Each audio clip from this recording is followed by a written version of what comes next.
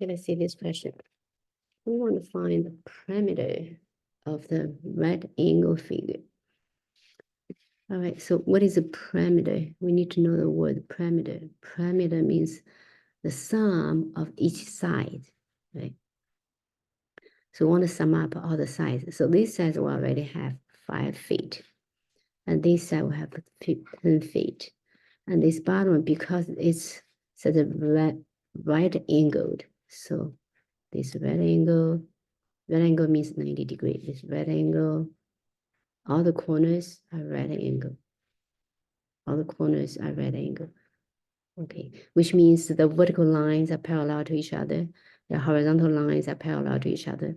So if the top line is 10, that means the bottom line is also 10 feet. It's also 10 feet, right? And this one plus this one plus this one should also be 5. Okay, this one plus this one plus one also should be 5, should be the same as the other side. Now what's missing? The only thing missing is this one, and this one, right? We have 2 10s, we have 2 5s, we're only missing these 2. So how do we find this? Oh, this is given right here, 3. So if the bottom one is 3, the top one is also 3. So in total, so we have 2 times 10 plus 5 plus 3. Well, that's 18. 2 times 18, that's 36. Let's erase all this. Let's go to the next one. So we have this bunch of word problems.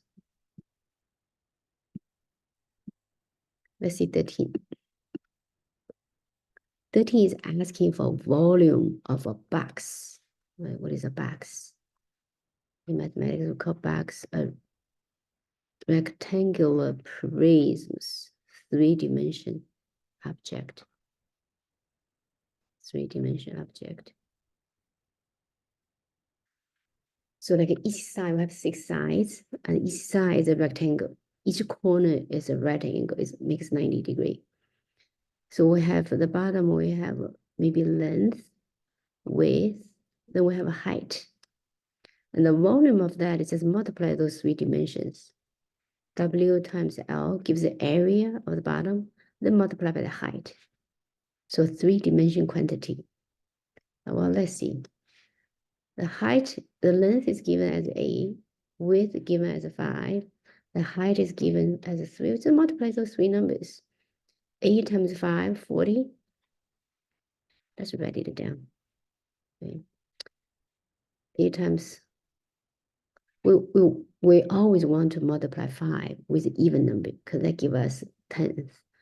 Like 8 times 5, that's 40 times 3, that's 120 feet. That's it.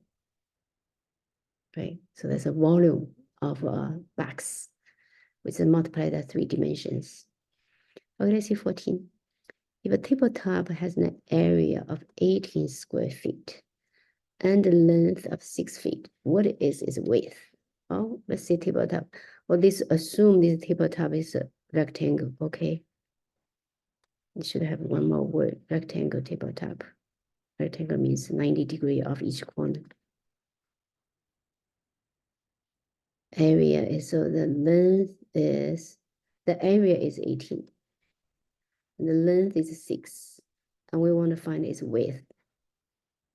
Well, remember area equals to length times its width. Well, let's call it width W. Let's call it width W. Well, then we divide by 6 on both sides. So W equals to 3. Let's see 15. What is the area of a circular mirror? Circular mirror means a circle. Just imagine this is a perfect circle.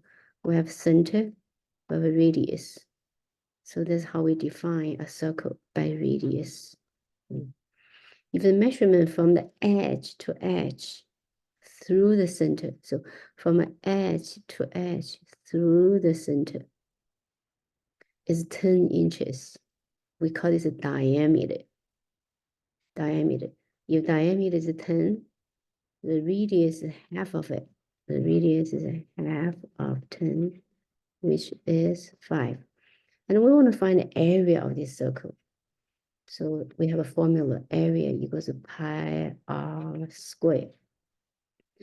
R is 5, right? We just have pi times 5 squared. 5 squared is 25. Usually we write pi after the number. So that's 25 pi. We like to keep pi as pi. Well, when you're in middle school or elementary school, you use 3.14 to approximate pi. Right? 3.14 to approximate. And pi is called an irrational number. Irrational number means, human brain doesn't really make total sense of this kind of number yet, because it's not like 1/3. Right? If you calculate, IBM has a computer still calculating the digits of pi. But anyway, we just keep pi, okay? For us, we just keep as pi, right? So what is the area of such circle with a radius of 5? That's 25 pi inches squared, because of inch squared. That's our units.